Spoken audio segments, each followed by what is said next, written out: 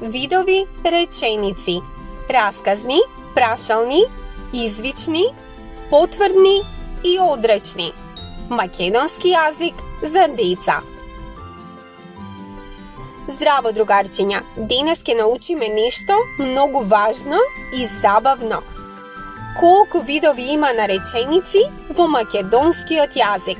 Ќе видиме како изгледаат расказни, прашални и извични реченици. Исто така ќе научиме што се потврдни и одречни реченици и ќе видиме како правилно да користиме две точки и запирки при набројување. Подгответе се, тргнуваме на јазична авантура. Видови реченици. Во македонскиот јазик има три главни видови реченици. Расказни реченици. Кога кажуваме нешто што знаеме или раскажуваме факти. Пример: јас одам на училиште. Денес е сончев ден.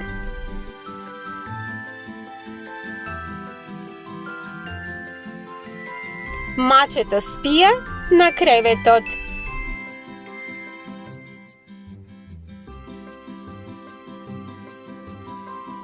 Мама подготвува ручек. Расказните реченици секогаш завршуваат на крајот со точка. Прашални реченици. Кога прашуваме нешто, например, дали одиш на училиште? Како се викаш? Каде живееш? Кој е твојот најдобар пријател?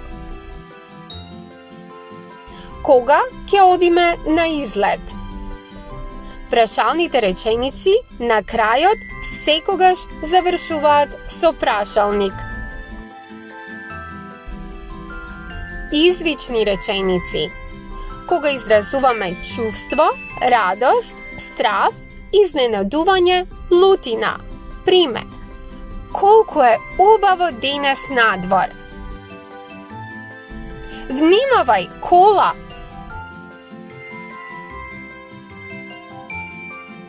Ура! Победивме! Какво прекрасно изненадување!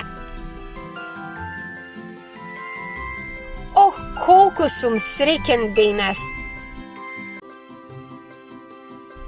Извичните реченици на крајот секогаш завршуваат со извичник.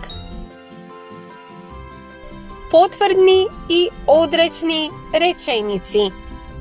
Секоја реченица може да биде потврдна или одречна.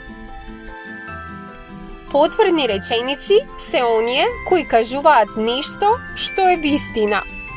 Пример: јас ја сакам пролетта. Тато чита весник секое утро. Нашето куче е многу весело. Ние учиме македонски јазик. Денес сите сме среќни. Одречни реченици се оние кои што кажуваат дека нешто не е вистина. Пример: јас не ја сакам зимата. Тато не чита весник денес. Нашето куче не е тажно. Ние не играме надвор кога врне. Денес не сум уморен. Запомнете, зборчето не ја прави реченицата одречна. Две точки и запирки при набројување. Кога набројуваме повеќе нешта, користиме две точки и запирки. Пример: во мојата торба има тетрадка, молив, гума и пенкало. На масата има чинија, лажица, вилушка и чаша. На небото гледам сонце, облаци и птици. 2 точки ставаме пред набројувањето. Запирките ги одвојуваат зборовите што ги набројуваме. Раскажување. Кога кажуваме нешто што сме го доживеале, тоа се вика раскажување. Во раскажувањето треба да има редослед на настаните. Прво, што се случило, потоа, што следело и на крај, како се завршило. Пример. Вчера бев во парк. Се крлав на крлешка и јадов сладолед. Беше прекрасен ден. Пример 2. Утрово се разбудив рано, го нахранив мачето и заминав на училиште. Пример 3. Попладнето игравме фудбал, но почна да врне, па сите си заминавме дома. Прво, потоа, на крај. Раскажувањето ни помага да споделуваме приказни и чувства. Браво, другарчиња! Денес научивме видови реченици, потврдни и одречни реченици, 2 точки и запирка при набројување и како правилно да раскажуваме. Пишувајте убаво, поставувајте прашања и секогаш изразувајте се со насмевка.